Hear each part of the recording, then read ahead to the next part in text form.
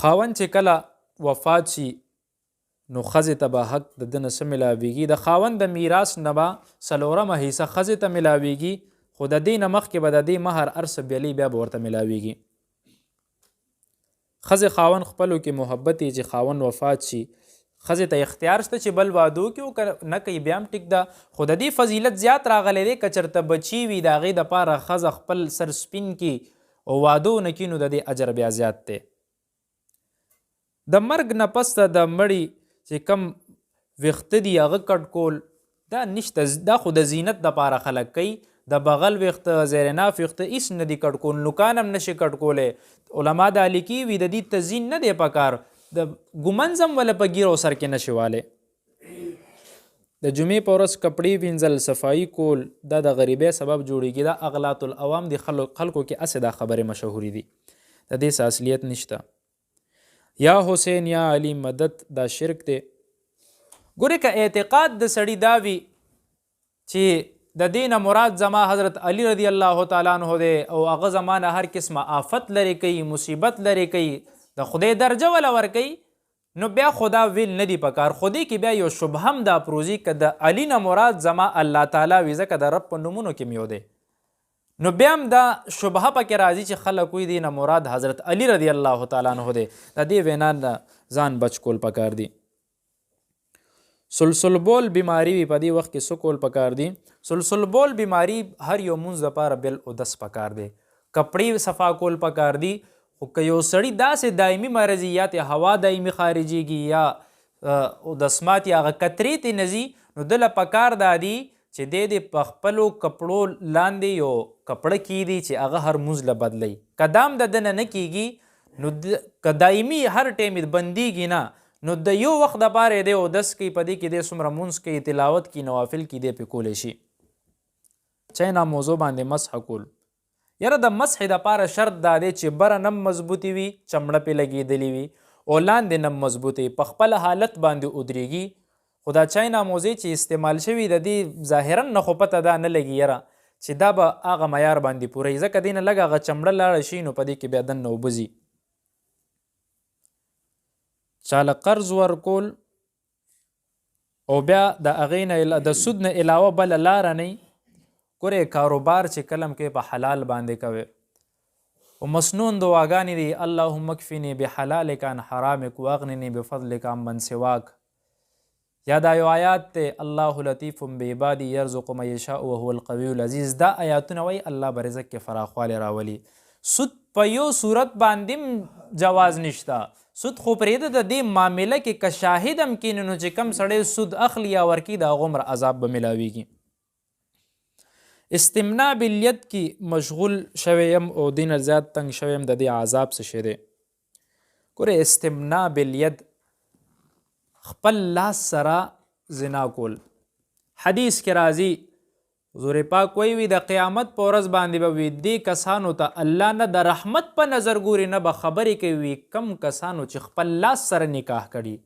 شعب الایمان کې دا حدیث راغلی دی، د دې نه ځان ساتل پکار دی. بل یو روایت کې داسې راځي وی چې کم کسان دا عملونه کوي وی د محشر په ورځ باندې به وی د دې لاسونه حامله شي چې څنګه د ښځو په خېټه باندې ماشومې حمل شوی وي دومره غټ غټ به شي وي، د کوټو مره به شي او د هغې په لاسونو کې به ماران ګرځي وي، دی به چغې وي د درد د وجې نه، خو هغه به دنه نه زایل کېږي.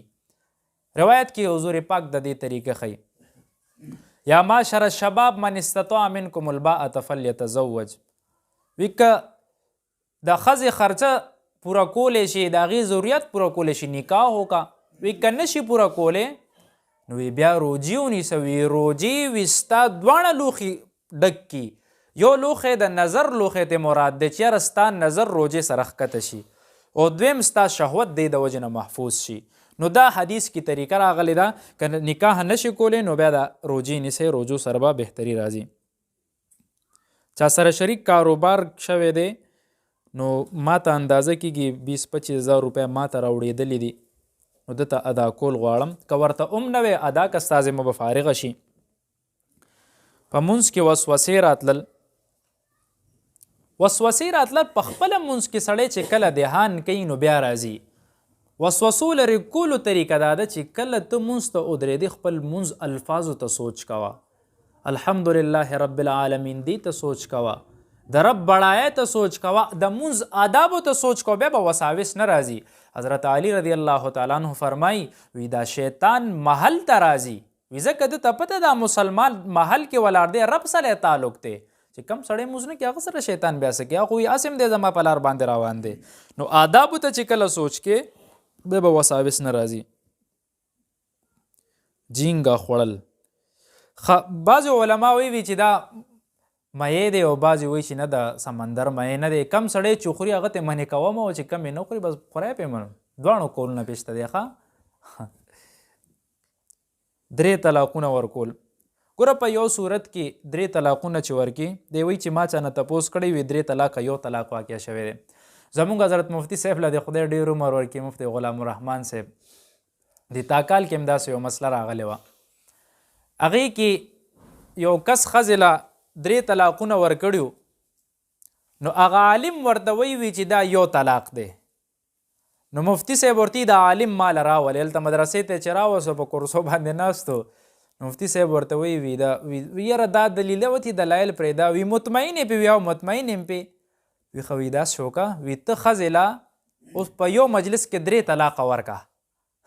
وی چې یو 3 ته ورکړي نو وي تا سره به 2 اختیارات پاتې شي که نه، وي بیا په بل مجلس کې چې 3 ورکړي بیا هم در سره یو اختیار پاتې. نو بس خوله یې غلې که، وي چې څه بل مسلمان له خوښې ځان له هم خوښ که، چې څه ځان له نه خوښې بل مسلمان له ولې خوښې. 3 طلاقه په یو مجلس کې بل بل مجلس کې چې څنګه هم دې ورکه هغه طلاق واقع شو، دا ښځه تا ته حلالي نه بغیر نه سمیږي. که څوک پې عمل کوي ودي کې که نه کې ټول عمر به په زنا کې په دې کې مبتلا وي. ښه مړی د دفنولو طریقه او دعا. ښه مړی چې کله په قبر کې کېږدي اول به د قبلې طرف نه کوز کې، بیا چې لاندې کوزئ نو مونږ چې ورته وي دا مونږ ورسپارو بسم الله و بالله و علی ملت رسول الله دا به ووایي. نو بیا چې کله دا مړی یږدي مونږ اکثر مړی کېږدو نو د ده مخ اړو، خو طریقه دا ده چې د مړي دا شا د دیوال دی یو طرف ته ولګې دی پوره په یو طرف باندې کې، دا د دې طریقه ده. او بیا په هغه باندې چې کله خاورې اچې پهله پې هغه تختې وغیره کېږي، هغه کاڼې پې کېدي، بیا هر سړي له پکار دی چې 3 موټې واچوي پې. منها خلقناکم دا پوره آیات دی. په دې کې وي چې کم سړی دی وي چې یاره الله تعالی مونږ پیدا کو په پښتو کې دی وي، بیا مونږ الله تعالی طرف ته لاړو واپس به مونږ الله را ژوندې کوي، دا دی وي او 3 موټې خاورې پکې واچوي.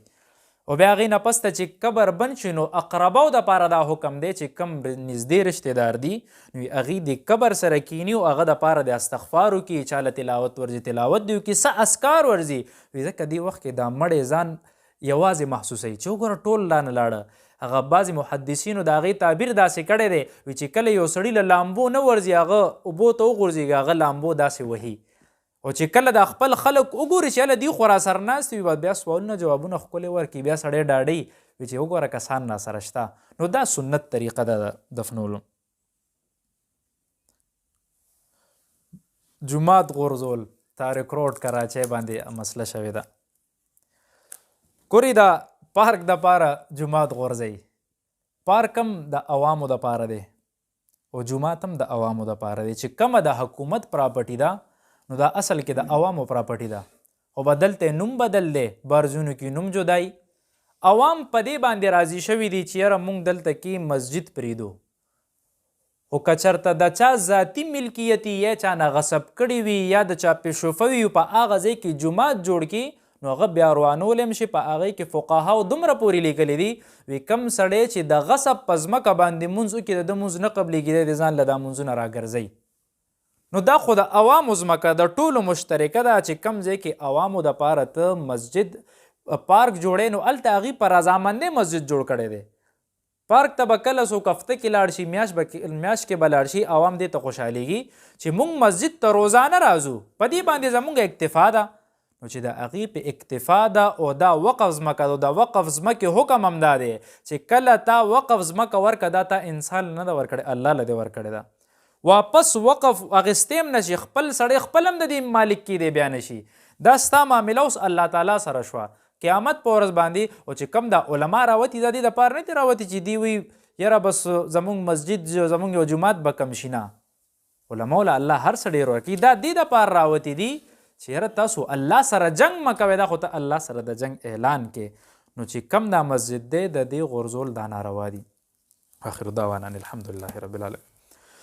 من الحمد لله رب العالمين والعاقبة للمتقين والصلاة والسلام على خير البرية محمد وآله وأصحابه أجمعين. الہ العالمین ایمانم نصیب کی. یا الله څومره ګناهونه رانه شوي دي په نیک اجرونو راته بدل وګرځې. الله د هر قسم آفتونو مصیبتونو پریشانانو نه مو وساتې. الله د حاضر ډله ټولو د ایمان په نور باندې منوره کړي. یا الله د چا څه حاجات دي دسته غیب نه وله پوره کړي. یا الله د چا قرضونو څه بوجونه دي چا دعاګانو دپاره ویلي دي الله څه حاجات دي ته وله پوره وګرځې. الله زموږ په دې کورونو کې خیر او برکتونه را نازل کړي. یا الله څومره مشران کشران هم ظلم وفات شوي په قبرونو ورته کروڑها رحمتونه را نازل کړي. یا الله قبرونه ورته جنت ته باغچونه ښکلې باغچې وګرځې. یا الله څومره زنانه دي رب حیا د مریم علیه السلام نصیب کړي. یا الله مونږ ټول د بې حیایۍ د رسوایۍ د ذلتونو نه وساتې. یا الله مونږ ټولو ته بار بار د حرمینو شریفینو سعادت نصیب کړي، د هغه زیاده به احترام نصیب کړي. یا الله مونږ ټولو نه راضي شي. الله داسې راضي شي چې کلم ناراضه نه شي. صلی الله تبارک وتعالى على خیر خلقه محمد وآله واصحابه اجمعین برحمتک یا ارحم الراحمین.